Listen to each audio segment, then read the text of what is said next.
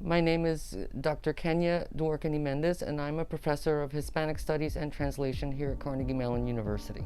We're about to start Hispanic Heritage Month.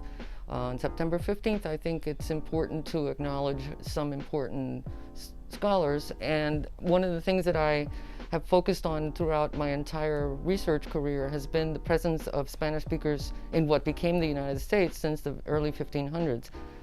I had the good fortune of doing research that took me to the University of Houston to a conference where I was able then to eventually become a member of a community of scholars that work to recover the history of Hispanic letters in what became the United States up until 1960. And that's called the Recovering the U.S. Hispanic Literary Heritage Project, which I've been involved with since 1995. The Recovery Project at Houston, as it's known, has recovered thousands of books in libraries and archives all over the United States.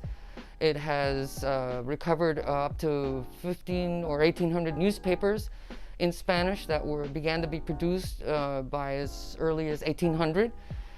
It's recovered a lot of personal letters and other ephemera, so it's possible to recover and to document and write about the presence of Spanish speakers even when there was the Anglo takeover and the creation of the United States. And this is prevalent not just in the Southwest, but also in the Southeast and in the Northeast. So there are whole areas of the country where Spanish was the first European language spoken, where the first governments were conducted in Spanish, where the first laws were written in Spanish, where the first deeds to land were written in Spanish, and where schooling was done in Spanish. So I think it's important when I teach Latino studies to disabuse students of the notion that Spanish speakers are all immigrants or that they all arrived recently. The fact is there are people in the United States, particularly in the area of New Mexico and Colorado, whose ancestors go back to the 1500s or before if they have indigenous background.